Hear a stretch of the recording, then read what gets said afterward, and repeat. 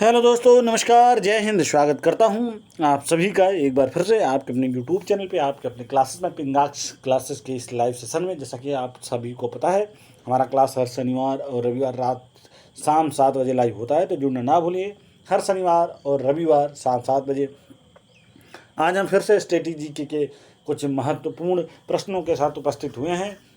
तो जिन लोगों ने इस चैनल को पहली बार आए हैं, चैनल को सब्सक्राइब कर लीजिएगा, बेल आइकन को प्रेस कर दीजिएगा ताकि सबसे पहले नोटिफिकेशन आपको मिल सके। और ये सेशन पसंद आएगा तो लाइक करना, कमेंट करना, शेयर करना ना भूले। एक लाइक करिएगा, एक शेयर जरूर करिएगा हर एक फौजी भाई। बिना देर किए हुए आज के इस सेशन को स्टार्ट करते हैं। 15 प्रश्नों के स्टैटिक जीके का ये set. Static GK for army Agniveer aspirants. पहला प्रश्न देखिए, ये रहा आपकी स्क्रीन पे पहला प्रश्न। अपने पिता की हत्या करके निम्नलिखित में से कौन गद्दी पर बैठा? बहुत ही शानदार और बहुत इंपॉर्टेंट क्वेश्चन है। ऑप्शन आपके सामने है। ए बिंबिसार, बी सूरसेन, सी समुद्रगुप्त और डी आजाद शत्रु। बहुत इंपॉर्टेंट क्वेश्चन है दोस्तों। अपने पिता की हत्या करके निम्नलिखित में से कौन गद्दी पर बैठा? सही आंसर है ऑप्शन डी आजाद शत्रु। जिन लोगों ने भी मार्क किया होगा बिल्कुल करेक्ट है। 1 नंबर आपके परफेक्ट है, आजाद शत्रु। चलिए प्रश्न नंबर दूसरा देखिए। अवंती का राजा कौन था? अवंती का राजा कौन था? Option A Bimbisara, B Avantiputra, सी आजाद शत्रु और डी चंड प्रतोप। सही आंसर है ऑप्शन डी चंड प्रतोप। बिल्कुल करेक्ट है, अवंती का राजा चंड प्रतोप था। ऑप्शन डी जिन लोगों ने भी मार्क किया होगा बिल्कुल करेक्ट है। 1 नंबर आपके परफेक्ट बनते हैं। चलिए बढ़ते हैं आज के दिन के तीसरे प्रश्न की तरफ। और ये रहा तीसरा प्रश्न। ये बहुत इंपॉर्टेंट क्वेश्चन है। बुद्ध का जन्म किस वंश में हुआ था? ऑप्शन पढ़ता हूँ। लिच्छवी, वी शाक्य, सी नंद वंश और डी इनमें से कोई नहीं, यानी कि नन ऑफ दीज। तो सही आंसर है ऑप्शन बी शाक्य। बिल्कुल करेक्ट है, 1 नंबर परफेक्ट है। आप लोग समय ले सकते हैं, वीडियो को पॉज करिए, कमेंट बॉक्स में आंसर दीजिए, फिर आप मैच कीजिए कि आपका कितना सही बनता है। चलिए बढ़ते हैं प्रश्न नंबर चौथे की तरफ, यानी कि 4th नंबर का आज के दिन का। आजाद शत्रु के बाद मगध में किसका शासन स्थापित हुआ? ए शिशुनाग, बी धनानंद, सी उदयन और डी इनमें से कोई नहीं, यानी कि नन ऑफ दिस। आजाद शत्रु के बाद मगध में किसका शासन स्थापित हुआ? सही आंसर है सी उदयन। बिल्कुल करेक्ट है, 1 नंबर परफेक्ट है, 1 नंबर बनते हैं। चलिए बढ़िए 5वें प्रश्न की तरफ। ये रहा 5वां प्रश्न। औद्योगिक क्रांति निम्न में से किस देश में सर्वप्रथम प्रारंभ हुई थी? औद्योगिक क्रांति निम्न में से किस देश में सर्वप्रथम प्रारंभ हुई थी? A France, B England, C Italy और डी रूस। औद्योगिक क्रांति निम्न में से किस देश में सर्वप्रथम प्रारंभ हुई थी? 5वां प्रश्न का सही आंसर है ऑप्शन बी इंग्लैंड। बिल्कुल करेक्ट है, 1 नंबर आपके बनते हैं। चलिए बढ़ते हैं आज के दिन के 6th नंबर, 6ठे नंबर के प्रश्न की तरफ।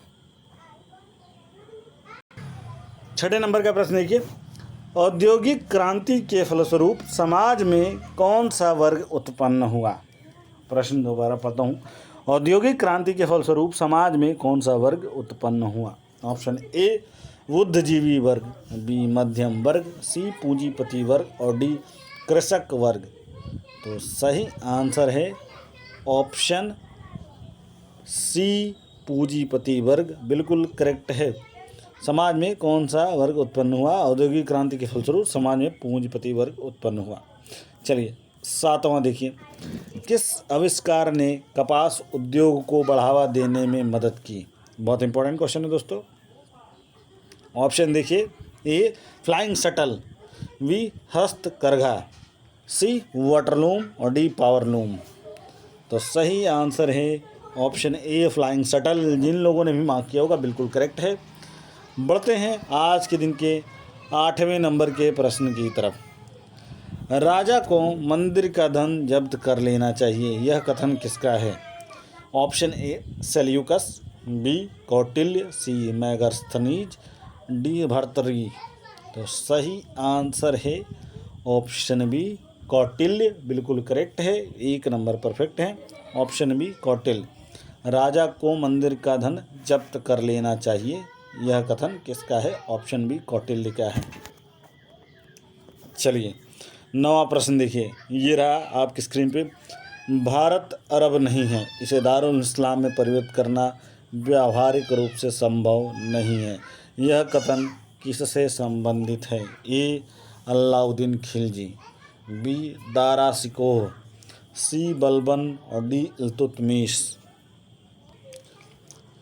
तो सही आंसर है आपका ऑप्शन डी इल्तुतमिश, बिल्कुल करेक्ट है, 1 नंबर परफेक्ट है। भारत अरब नहीं है, इसे दारुल इस्लाम में परिवर्तित करना व्यावहारिक रूप से संभव नहीं है, यह कथन किससे संबंधित है? तो सही आंसर है इल्तुतमिश, ऑप्शन डी। चलिए बढ़ते हैं 10वें प्रश्न की तरफ। मेटरनिख कहाँ का चांसलर था? मेटरनिख कहाँ का चांसलर था? ये बहुत ही इंपॉर्टेंट क्वेश्चन है। A Germany, B Austria, C Prussia और डी इटली। तो सही आंसर है ऑप्शन बी ऑस्ट्रिया, बिल्कुल करेक्ट है। मेटरनिख कहाँ का चांसलर था? ऑप्शन बी ऑस्ट्रिया का चांसलर था। चलिए बढ़ते हैं 11वें प्रश्न की तरफ। फ्रांस की क्रांति का प्रमुख कारण था? ए गिरफ्तारी पत्र, बी निरंकुश शासन, सी मनसबदारी प्रथा और डी प्रजातंत्र शासन। तो सही आंसर है 11वें नंबर का निरंकुश शासन, ऑप्शन बी बिल्कुल करेक्ट है, 1 नंबर आपके बनते हैं। फ्रांस की क्रांति का प्रमुख कारण निरंकुश शासन। चलिए 12वां प्रश्न देखिए। फ्रांस के किस शासक वंश की स्थापना वियना कांग्रेस के द्वारा की गई थी? फ्रांस में किस शासक वंश की स्थापना वियना कांग्रेस के द्वारा की गई थी? ऑप्शन ए बुर्बो वंश, बी जार शाही, सी आलिया वंश और डी हैब्सबर्ग। सही आंसर है बुर्बो वंश, ऑप्शन ए बिल्कुल करेक्ट है, ऑप्शन ए बुर्बो वंश बिल्कुल करेक्ट है। चलिए 13वां प्रश्न देखिए। गार्डन सिटी की अवधारणा किसने विकसित की थी? ए नेपोलियन, बी विलियम, सी एबनेजर हावर्ड और डी हासमान। दोबारा पढ़ता हूँ, गार्डन सिटी की अवधारणा किसने विकसित की थी? तो सही आंसर है एबनेजर हावर्ड, ऑप्शन सी बिल्कुल करेक्ट है, 1 नंबर आपके बनते हैं। चलिए आज के दिन के 14वें यानी कि सेकेंड लास्ट प्रश्न की तरफ चलते हैं। 14वें नंबर का प्रश्न देखिए। निम्नलिखित में से कौन भारतीय किसान यूनियन के नेता थे? बहुत इंपॉर्टेंट ये क्वेश्चन है, इसलिए मैं लिख दिया यहाँ VIQ। ऑप्शन देखिए, ए चौधरी चरण सिंह, बी मोरारजी देसाई, सी जयप्रकाश नारायण और डी महेंद्र सिंह टिकैत। प्रश्न दोबारा पढ़ देता हूँ। निम्नलिखित में कौन भारतीय किसान यूनियन के नेता थे? सही आंसर है ऑप्शन डी महेंद्र सिंह टिकैत, बिल्कुल करेक्ट है, 1 नंबर आपके परफेक्ट हैं। आज के दिन का आखिरी प्रश्न ये रहा स्क्रीन पे। गैरिबाल्डी पेशे से क्या था? ए जमींदार, बी किसान, सी नाविक और डी सिपाही। गैरिबाल्डी पेशे से क्या था? सही आंसर है ऑप्शन सी नासिक, बिल्कुल करेक्ट है, 1 नंबर बनते हैं। इसी के साथ आज का ये सेशन समाप्त होगा। मैं मिलूंगा आपसे एक नए वीडियो में कल के दिन शाम 7 बजे, तब तक जुड़ना ना भूलिएगा। तब तक के लिए धन्यवाद। जय हिंद, जय भारत।